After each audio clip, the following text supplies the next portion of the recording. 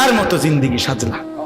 এত বড় রসুলকে বাদ দিয়া কোন পাগল ছাগলের কাছ থেকে স্টাইল নিলা? হ্যাঁ বেউকুফ বেটা, কি পড়ালেখা করছো? এতটি বাংলা, অঙ্ক, ইংরেজি, পদার্থ জীববিজ্ঞান পড়া নিজে অপদার্থ হইয়া রইলা। কিতা পড়ছো? এখনো নিজেরই চিনলা না, আল্লাহই চিনলা না, মুনির চিনলা না। মিয়া কোত্থেকে আসলাম, কেন আসলাম, কি করছি, কি করা উচিত কিছুই আমি জানি না। এটা কি পড়ালেখা করলো আর কি শিখলো? এতে পড়লো কি, শিখলো কি? এটি খরচ হইলো কার পিছনে? বলেন বলেন। বন্ধুর দিকে চাইও না, সামান্যায় ভালো হইতে দেয় না। সাবধান, তোমার সামান্যটার লোকে চাইলে পারতা না, ওই অসতে তোমারে ভালো হইতে দিবে না। হ্যাঁ হ্যাঁ, ওই তোমারে নষ্ট করে দিবে। তোমার চাইতে বড়, তোমার চাইতে দিনদার, তোমার চাইতে ভালো মানুষের দিকে তাকাও, তাহলে জীবনের কিছুটা পাথেও মিল। এক সামান্য হয় না, এটা জরুরি বিষয়। আমি এটা সবসময় বলি, সামান্য নষ্ট করে দেয়। আরে বুঝত দেখ, আল্লাহকে বাদ দিতে নাই ভাই। আল্লাহ তাআলা কোরআনে বলছেন, বান্দা আমারে বাদ দিও না, কষ্ট পাইবা, কষ্ট পাইবা। আমি সব সহ্য করতে পারি, আমার জাত ও সিফাতের মধ্যে বান্দা যখন আমারে বাদ দিয়া অন্য কিছুর উপরে ভরসা করে, অন্য কিছুকে বন্ধু বানায়, আল্লাহ বলে বিশ্বাস করো বান্দা, আমি এটা সহ্য করতে পারি না। হ্যাঁ, আপনি দোকান, এই দোকানটাকে এতটা গুরুত্ব দিছে, নামাজ না না হুজুর কাস্টমারের ক্ষতি হয়ে যাবে, ব্যবসার লস এসে পড়বে। সিএনজি এটারে এতটাও মানে বুঝে ধরছে, যদি নামাজে যায় তো আমার একদিন একজনে কইছে, হুজুর আমি নামাজ ফিরে আইলে হন আমার সিএনজিটা, আমার সিরিয়ালটা 30টার পিছনে যাবে। বুঝছেন না হিসাবটা? মানে ওই সিএনজির একটা কি দেয়, সিরিয়াল দেয় না, স্ট্যান্ডের মধ্যে একজনে কি দেয়, সিরিয়াল দেয়। আর সিরিয়াল খুঁজে দেয় বোকা নামাজ পড়তে গেলে। তার মানে সিএনজি তোর খোদা, তোর খোদা সিএনজি, তোর খোদা অটো, তোর দোকান তোর খোদা, আপনার ফুতের বিদেশের টাকা আপনার খোদা। এই জন্য সুদে পারো, কিস্তিতে পারো, জানলে পারো, হারাম। আরে আল্লাহ বলছে সুদ হারাম, রাখো মিয়া, কিস্তি হারাম। আর থো মিয়া, হুজুর মিয়া আমার টাকা দরকার, আল্লাহর কথা বাদ দেন। এইভাবে গায়রুল্লাহর উপরে নির্ভর করে এরপরে সন্তানকে বিদেশ পাঠাইছে। 3 বছর লাগছে না, 2 বছর লাগছে না, সব আল্লাহর রহমতে বিয়ে করিয়া এখন আব্বা বুঝেন তো কি আর এরকম সময় আসেনি, এই সংসারে থাকতে পারে না, শহরে থাকবো, দূর ফুলাফাইন মানুষ করবো, জিভুত মানুষ করবো, বাপ মারে বাদ দিয়ে এখন জিভুত মানুষ করবো। হ্যাঁ, আমরা বুঝি না কার জন্য। আর এখন কি হইল, আল্লাহরেও হারাইলেন, সন্তানরেও হারাইলেন। জন দুশ্মন, নবীজির পক্ষের লোক, বিপক্ষের লোক সবাই পরীক্ষা করে দেখছে, সকলের পরীক্ষায় তিনি সর্বশ্রেষ্ঠ। বন্ধুর কাছেও তিনি সেরা, দুশ্মনের কাছেও তিনি সেরা। নবীজি সাল্লাল্লাহু আলাইহি সাল্লামের সমকক্ষ বিকল্প আরেকজন কোন মহামানব কেউ পৃথিবীতে দাঁড় করাইতে পারে না, কোন ধর্মের কাছে নাই, কারো কাছে নাই। নবী সাল্লাল্লাহু আলাইহি ওয়াসাল্লামের কোনো একটি নীতি রীতি এর ব্যতিক্রম, অন্য কোনোটা এর চাইতে সুন্দর, এর চাইতে যুক্তিসঙ্গত, এরকম কিছু পৃথিবীতে এখন পর্যন্ত প্রমাণিত হয় না। নবীজি সাল্লাল্লাহু আলাইহি সাল্লাম যেভাবে চুল রাখছেন, যেভাবে চেহারা আকৃতি ছিল, যেভাবে ঘরে সংসারে টয়লেটে বাথরুমে খানায় ঘুমে সর্বকিছুতে তিনি যেভাবে করছেন, যেটা এটাই সবচেয়ে সুন্দর। যা সুন্নত তাই আহসান, যেটাই সুন্নত এটাই সবচেয়ে সুন্দর নবীজি সাল্লাল্লাহু আলাইহি সাল্লাম। এর ব্যতিক্রম কোনো কিছুই সুন্দর না, এর সমকক্ষ হইতে পারে না। এই জন্য আমরা যদি এটা বুঝি, তো রাসূলুল্লাহ সাল্লাল্লাহু আলাইহি ওয়াসাল্লামের সাহাবীদের মধ্যে এই আমলই ছিল, ওনারা আল্লাহর কথা, নবীজির কথা বসেই শুনত।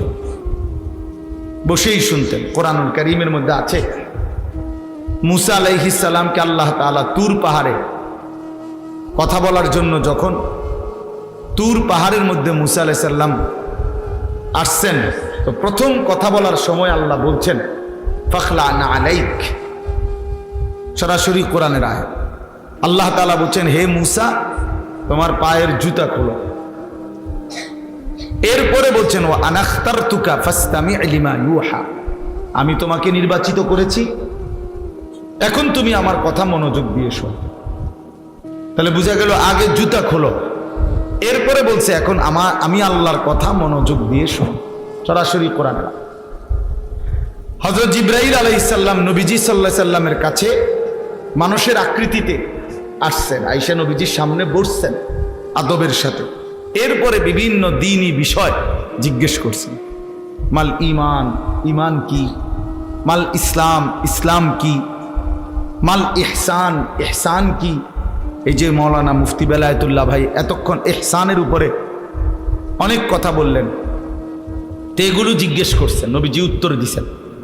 তো উনি চলে যাওয়ার পরে নবীজি বললেন এই যে যিনি আসলোই মাত্র উনি মূলত জিবরাইল। সাহাবীদেরকে বললেন তোমরা কিভাবে দ্বীন শিখবা, তো সেটা তোমাদেরকে জিবরাইল হাতে কলমে দেখায় নেবে। ওই জন্য দ্বীন শিখতে হয় বসে বসে।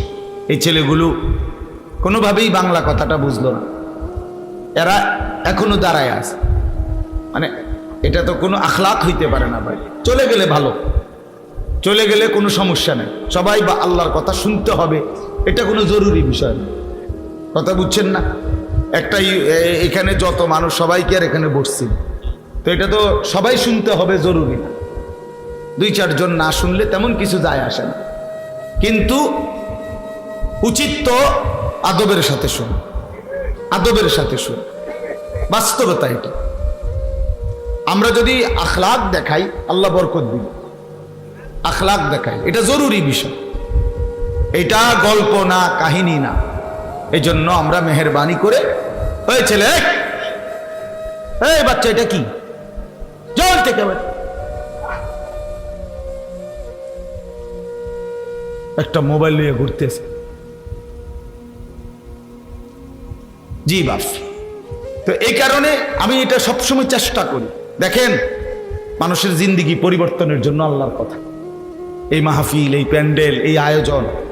আপনি এই পোস্টারটা হাতে নিয়ে দেখেন, অনেক দামি পোস্টার, এই যে অনেক উন্নত মানের কাগজে, তাহলে কি পরিমাণ খরচ করছে এই প্যান্ডেল, এই পোস্টার, এই মাইক, ওলামায়ে কেরামের দাওয়াত, সব কিছু মিলাইয়া যথেষ্ট পরিমাণ খরচ আছে কিনা কেন? তাহলে এর মাকসাদ হলো আমরাও একটা মাহফিল করলাম, এই না? আরো 10 জনেও করে, আমরাও দেখাই দিলাম, বেটা হইলে আমরাও একটা করছি না। মাকসাদ এটা না, মাকসাদ জিন্দেগির পরিবর্তন। পরিবর্তন যদি আমার দিলের মধ্যে কোনো পরিবর্তনই না আসে, আমার জিন্দেগির মধ্যে যদি কোনো নড়াচড়াই না হয়, তো লাভ হলো কি ভাই? কি লাভ হইল? কোরআনুল কারীম আল্লাহ তাআলা দিয়েছেন এই পরিবর্তনের জন্য, হুদাল্লিন নাস, গোটা পৃথিবীর মানুষের হেদায়েতের জন্য। মানে মানুষের জীবনের এটা একটা দিক নির্দেশন।